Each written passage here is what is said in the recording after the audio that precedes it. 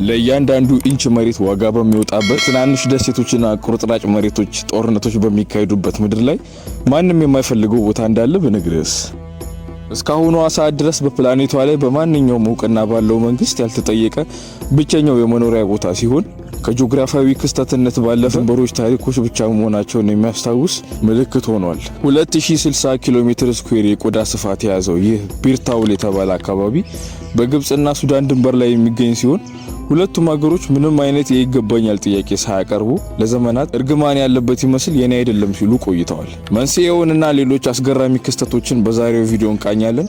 እንዲሁም ቪዲዮን ከወደዳችሁት ላይክ እና ሼር እንዳይረሳ።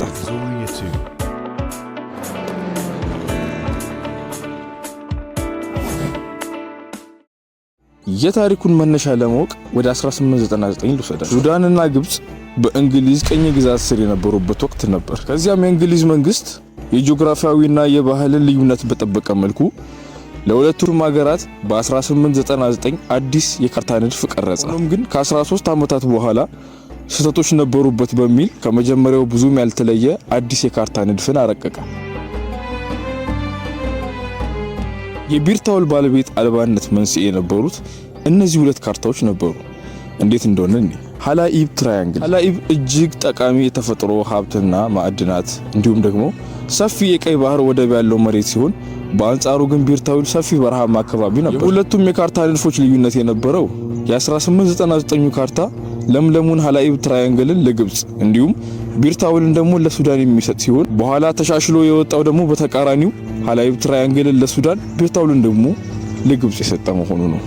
ሁለቱም ሀገራት ከባርነት ቅኝ ግዛት ከተላቀቁ እንደ ፈረንጆቹ የዘመን አቆጣጠር ከ1956 በኋላ ሀላኢብ ትራያንግልን ለመቆጣጠር ብዙ የታገሉ ቢሆንም በወቅቱ የነበረው የሱዳን መንግስት እጅግ በጣም ብዙ ነዋሪዎችን ወደ ሀላኢብ እንዲገቡና ኑሮ እንዲመሰርቱ በማድረግ ሰላማዊ የሚመስል ፖለቲካዊ እርምጃን ወስደው የነበረ ቢሆንም ግብጽ ጠቅላይ ሚኒስትር የነበሩት ገማል አብዱል ነስር የተባበሩት የዓለም መንግስታትን ከማሳመን ጀምሮ ወታደራዊ ኃይላቸውን ወደ ሀላኢብ በመላክ በግድ በመቆጣጠር በጊዜ ሂደት ወደ ሱዳን ይላክ የነበረውን የተፈጥሮ ማዕድናትና ጥቅማ ጥቅም ማስቀረት ችለዋል። ነገር ግን ዛሬ ላይ ሀላኢብ ትራያንግል ላይ ያሉ ግብጻውያን ሙሉ በሙሉ በሚባል ደረጃ የሱዳን ህዝቦች ባህልና አኗኗርን የተላበሱ ናቸው።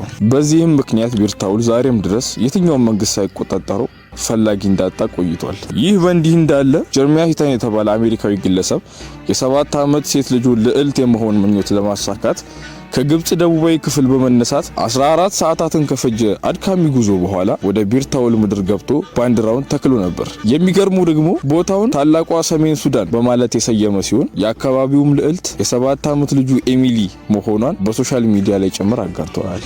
በዛሬው ቪዲዮ ስለ ቢርታውል በትንሹ አየን። በቀጣይ ቪዲዮ እስከምንገናኝ ድረስ ቸር ሰንብቱ።